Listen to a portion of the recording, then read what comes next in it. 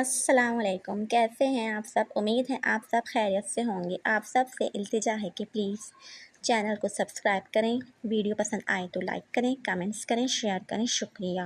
Novels کی دنیا میں خوش آمدید۔ آج میں آپ کو سنانے جا رہی ہوں، ناولس کا نام ہے دامن، جسے لکھا ہے زویا حسن نے۔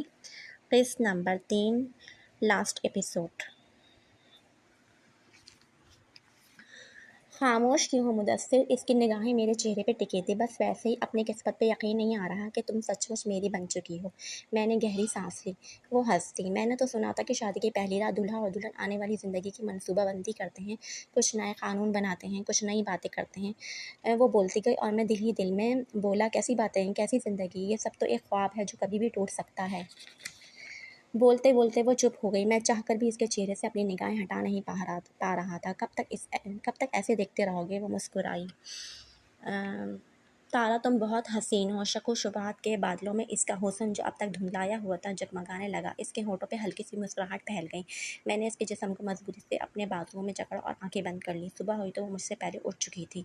مدثر، اٹھو۔ میں نے آنکھیں کھولی۔ اس کا چہرہ میرے چہرے کے عین اوپر تھا۔ اس سے زیادہ حسین صبح میں نے زندگی میں نہیں دیکھی تھی۔ اس کی گہری آنکھوں میں ایک شرارت تھی۔ گیلے بالوں کی لٹ میرے چہرے پہ پھیرتے ہوئے مسکرا کے پیچھے ہٹی۔ میں نے اس کا ہاتھ پکڑا۔ آنکھ کے اشارے سے اس نے سوال کیا، میں تو بس یہ دیکھ رہا ہوں کہیں یہ خواب تو نہیں؟ اف مدثر، تم بھی حد کرتے ہو۔ اب تو مان لو کہ میں تمہاری ہوں۔ وہ چڑھ گئی۔ کاش اس دل کو یقین آ جائے، تم اور تمہارا دل۔ ہاتھ چھڑا کے وہ ڈریسنگ ٹیبل کے سامنے کھڑی ہو گئی۔ اٹھ کے نہا لو، اب باہر سب لوگ انتظار کر رہے ہوں گے۔ ٹائم کافی ہو چکا تھا۔ میں جلدی سے واش روم میں گھسا۔ نہا کے واپس نکلا تو تارا کو میری چاروں بہنوں نے گھیرا ہوا تھا۔ مجھے دیکھ کے سب کے چہروں پہ ایک ذو معنی مسکراہٹ تھی۔ گزشتہ رات کا قصہ یاد آیا۔ میں نے شرما کے نظریں جھکا لیں۔ چلو لڑکیوں، اب بھائی کو تیار ہونے دو۔ امی داخل ہوئے۔ میرے مسکراتے چہرے کو دیکھ کے انہیں بھی تسلی ہوئی۔ میں نے کبھی خواب میں بھی نہیں سوچا تھا کہ شادی کے بعد زندگی اتنی حسین ہوگی۔ آفس سے 1 مہینے کی چھٹیاں لی تھی۔ چٹکی بجاتے مہینہ گزر گیا۔ دوبارہ سے زندگی انہی راہوں پہ چل نکلی۔ لیکن اب ہم سفر ساتھ تھا تو راستے آسان نظر آنے لگے۔ سلام خالہ۔ میں آفس کے لیے تیار ہو کے کمرے سے نکلا تو امی اور میری خالہ صحن میں چارپائی پہ بیٹھی تھیں۔ جیتے رہو بچے، انہوں نے دعا دی۔ میں نے سر جھکایا۔ آفس سے دیر ہو رہی تھی۔ میں جلدی سے دروازے کی طرف بڑھا۔ مدثر، بات سن بیٹا، خالہ نے آواز دی۔ جی خالہ۔ میں واپس پلٹا۔ ادھر آؤ، 2 منٹ بیٹھ جاؤ۔ انہوں نے اشارہ کیا اور میں ان کے پاس جا کے بیٹھ گیا۔ بیٹا، ایک ضروری بات کرنی ہے۔ جی بولے۔ ماشاءاللہ تمہاری بیوی بہت اچھی ہے، حسین ہے، خوش اخلاق ہے، لیکن یہ چیزیں کافی نہیں ہوتی زندگی گزارنے کے لیے۔ میں سمجھا نہیں۔ دیکھو مدثر، اب تمہاری شادی کو 1 مہینہ گزر چکا ہے، لیکن تمہاری بیوی نے کسی کام کو ہاتھ نہیں لگایا۔ بوڑھی ماں سے کب تک نوکری کرواؤ گے؟ ان کی بات پہ میں حیران ہوا۔ تم دبے لفظوں میں تارا سے بات کرو، وہ تمہاری ماں اور بہنوں کا کام میں ہاتھ بٹایا کرے۔ جی میں واپس آ کے بات کر لوں گا۔ پورا دن میں عجیب ہی کشمکش کا شکار رہا کہ تارا سے کیسے بات کروں گا۔ اس کو برا لگا تو یا اس نے کہہ دیا کہ اس سے پہلے کبھی اس نے گھر کا کام نہیں کیا تو کیا کہوں گا میں؟ امی کو کیا جواب دوں گا؟ اور خالہ ٹھیک ہی تو کہہ رہی تھی کہ امی کی عمر نہیں ہے کام کرنے کی۔ دل میں ہزاروں وہم تھے۔ گھر واپس آتے آتے میں منصوبہ بندی کرنے لگا کہ کس طرح تارا سے بات کروں گا۔ اس کو پیار سے سمجھاؤں گا تو وہ سمجھ جائے گی۔ چھوٹی نے دروازہ کھولا اور میں اندر داخل ہوا۔ سامنے والے منظر نے پل بھر کے لیے مجھے رکنے پہ مجبور کر دیا۔ امی چارپائی پہ بیٹھی تھی اور تارا فرش پہ بیٹھی ان کے پاؤں کی مالش کر رہی تھی۔ آ گیا میرا بچہ؟ امی مسکرائیں۔ تارا نے سلام کیا۔ جا بیٹا، مدثر کے لیے چائے پانی کا انتظام کر۔ امی نے تارا کو اشارہ کیا۔ وہ رومال سے ہاتھوں پہ لگا تیل صاف کرتے ہوئے کچن کی طرف چلی گئی۔ میں سوچوں میں ڈوبا۔ اپنے کمرے میں آیا اتنے میں تارا پانی کا گلاس لے کے اندر آئی۔ میں نے اس کے ہاتھ سے گلاس پکڑا اور اس کے چہرے پہ شکوہ ڈھونڈنے لگا۔ شاید وہ یہ کہہ دے کہ دیکھا مدثر، تمہارے گھر والے کیسے کام کرا رہے ہیں مجھ سے، پر اس کی مسکراہٹ کچھ اور ہی بتا رہی تھی، جیسے وہ دل سے خوش تھی۔ پتہ ہے آج میں نے تمہارے لیے چکن کریلے بنائے ہیں، امی بتا رہی تھی تم شوق سے کھاتے ہو۔ میرے شرٹ کے بٹن کھولتے وہ بولی۔ تارا، میں نے اس کا ہاتھ پکڑا۔ کیا ہوا؟ وہ چوکی۔ تمہیں میرے گھر والوں نے کام کرنے کا کہا یا اپنی مرضی سے کر رہی ہو؟ میں سنجیدگی سے پوچھنے لگا۔ وہ ہنس پڑی۔ بتاؤ نا۔ ارے بابا، مجھے کسی نے نہیں کہا، میں تو اپنی خوشی اور رضا سے کر رہی ہوں سب، اور ویسے بھی امی کی اب عمر نہیں ہے کہ وہ گھر کے کام کریں۔ وہ میری آنکھوں میں دیکھ کے بولی۔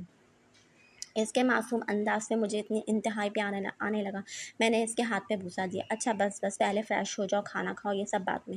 وہ مسکراتی ہوئی باہر چلی گئی۔ مدثر، اکرام، تم اتنے خوش قسمت کیسے بن گئے؟ میری نگاہیں دروازے پہ تھیں جہاں سے وہ ابھی گزر کے گئی تھی۔ میرے بنا کچھ بولے وہ سب کیسے سمجھ گئی؟ میں نے خود سے سوال کیا، لیکن ہر بار کی طرح تارا سے متعلق ہر سوال ہی رہا۔ میرے دل میں کئی بار خیال آتا تھا کہ تارا عمار کا ذکر کرے گی، کبھی اس کے چہرے پہ اداسی چھائے گی اور میں اس کی آنکھوں میں دیکھ کے پڑھ لوں گا کہ وہ اماں کو یاد کر رہی ہے، لیکن ایسا کبھی نہیں ہوا۔ یہاں تک کہ ہماری شادی کو 6 مہینے گزر گئے۔ شروع کے دنوں میں لوگوں نے اس سے متعلق ہزار رحمیں دل میں ڈالے تھے، بڑے گھر کی لڑکی ہے، نخرے والی ہوگی، اس ماحول میں رہ نہیں پائے گی، بہت ڈیمانڈنگ ہوگی، بلا بلا۔ لیکن تارا تو وہ تارا ہی نہیں، یہ سچ مچ کوئی اور لڑکی ہے جس کی شکل اس تارا سے ملتی ہے جو میرے ساتھ یونیورسٹی میں پڑھتی تھی۔ میرے گھر والے اس کی تعریفیں کرتے نہیں تھکتے تھے۔ تھوڑی عرصے میں اس نے سب کو اپنا عادی بنا لیا تھا۔ 2-4 ہفتوں بعد اپنی ماں کے گھر جاتی تو میری ماں اور بہنیں پیچھے پڑ جاتی کہ تارا کو واپس لے آؤ، اور میرا اپنا دل بھی اس کے بنا کہاں لگتا تھا۔ میں آفس میں تھا، تارا کی طبیعت خراب ہوئی تو امی اسے ڈاکٹر کے پاس لے گئی۔ میں گھر واپس لوٹا تو مجھے زندگی کی سب سے بڑی خوشخبری ملی۔ تارا امید سے تھی، میرا بس یہ چل رہا تھا کہ میں ہواؤں میں اڑنا شروع کر دوں۔ میں نے اسے گلے سے لگایا۔ مدثر، میری سب سے بڑی خواہش پوری ہونے والی ہے۔ وہ اتنی خوش تھی کہ اس کی آنکھوں سے آنسو جاری ہو۔ میں نے اس کا ماتھا چوما۔ ہم رات بھر جاگ کے بچے کا نام سوچتے رہتے، کس اسکول میں داخل کرائیں گے، کیسے پرورش ہوگی۔ ہر روز ایک نئی منصوبہ بندی۔ کہاں دن گزرنے کا نام نہیں لے رہے تھے اور کہاں مہینوں صبر کرنا تھا۔ حمل کی وجہ سے تارا کی طبیعت تھوڑی خراب رہنے لگی۔ میری ماں اور بہنیں اس کا بہت خیال رکھ رہی تھیں، پھر بھی اسے اچھے ڈاکٹر اور ماحول کی ضرورت تھی۔ تارا کی امی کی ضد پہ ہم نے اسے ان کے گھر جانے دیا، لیکن میں ہر روز آفس سے سیدھا اس کے پاس جاتا، کئی گھنٹے اس کے ساتھ بتا کے پھر گھر لوٹتا تھا۔ امی بھی ہر دوسرے دن تارا کے پاس ہوتی۔ 8واں مہینہ شروع ہوا تو تارا نے ضد کی کہ مجھے گھر لے چلو۔ اس کی امی نے لاکھ سمجھایا لیکن اس نے کسی کی نہیں سنی۔ میں اسے گھر لے آئی۔ اس کے ساتھ لیٹے لیٹے جانے کا میری آنکھ لگ گئی۔ فجر کے وقت آنکھ کھلی تو تارا جائے نماز پہ بیٹھی تھی۔ میں نے بھی وضو کیا اور نماز پڑھی۔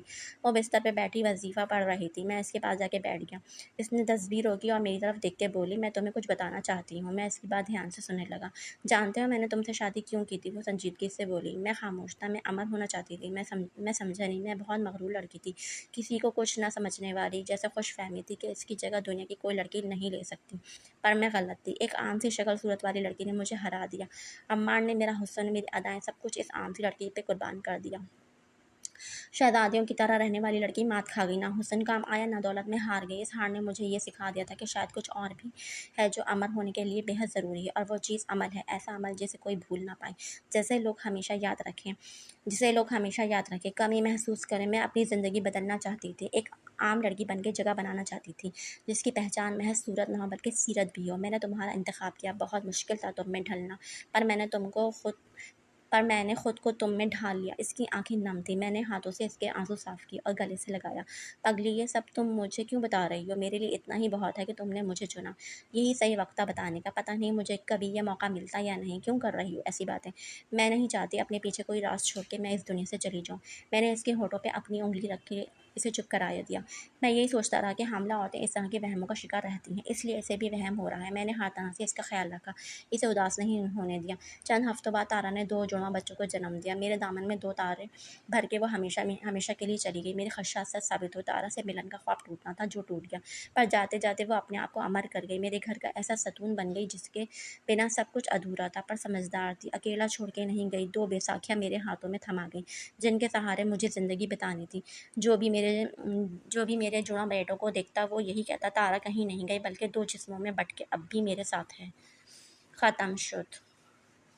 اس کے ساتھ ہی میں اب اجازت چاہتی ہوں۔ اللہ حافظ۔